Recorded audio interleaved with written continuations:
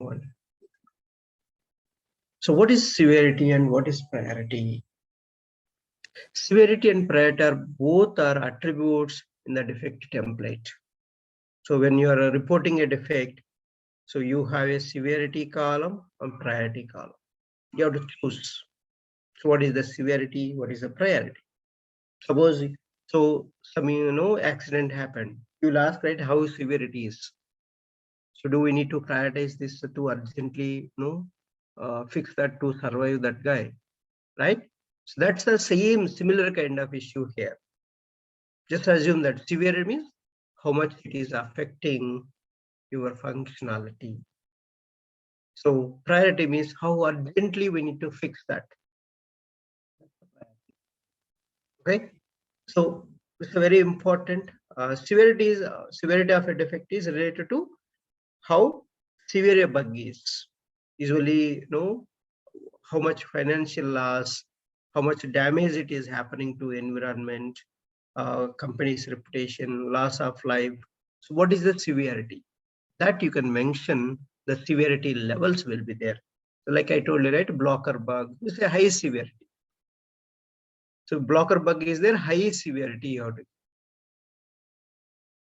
So that's how you can mention severities in the case of bugs. Priority of a defect is related to how quickly a bug should be fixed and deployed to live servers, deployed to your test environment or UAT environment or production environment. So when the defect is a high severity, most likely it will also have a high priority. So likewise, low severity defect will have low priority bug. Okay, so let's see when you are submitting a defect report, these you should select what is the severity, what is the priority. So let's see what is high severity, high priority bug.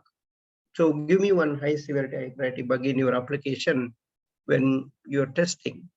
So you can give this bug.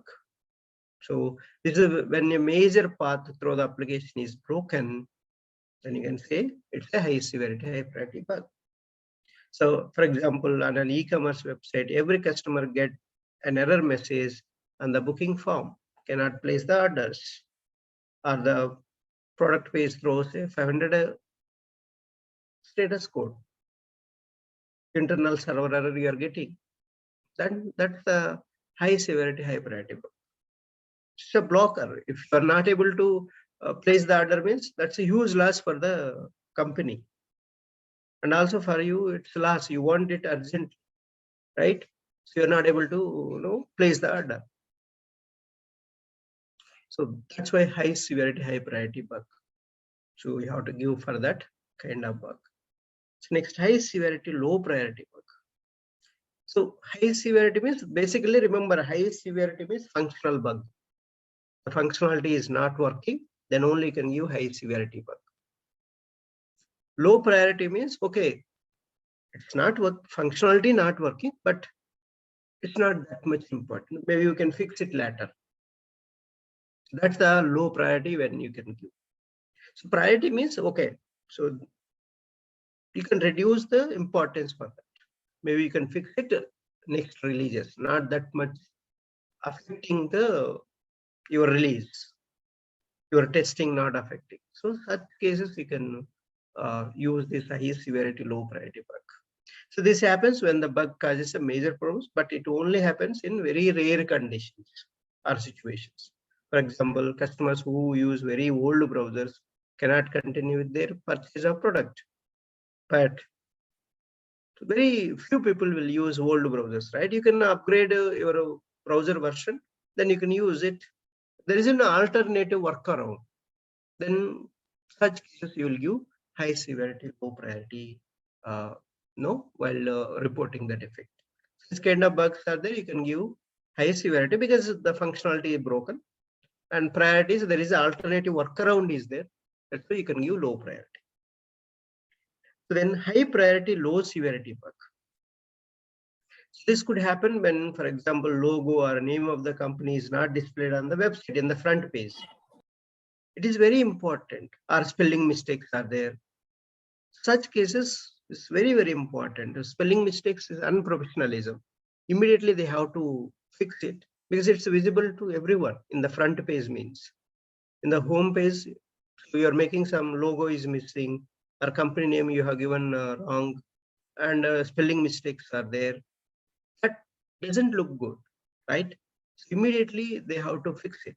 There is no functional issue, that one, but just UI issue, but urgent attention is needed. So that's why you are giving high priority, low severity bug. And low priority, low severity bug. So for cases where the UI issues, all the UI issues, so it doesn't affect customers, right? It doesn't affect any customers. So see, for example, simple issue you can give, take a privacy policy page, takes a long time to load. Not many people view the privacy policy, all the terms and conditions you will read, right? It doesn't affect the customers. It will load, wait, no problem.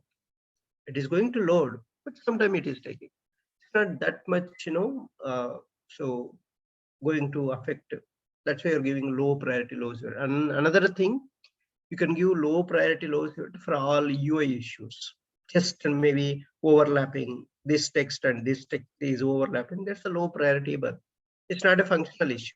This text is overlapping each other. So such cases you can give low priority, low severity bug. Severity low, if you are giving me, that's not a functional issue. It's all UI related issues. So such cases you can give low severity. It's not affecting the functionality. Then you can go for the low priority and low severity bugs.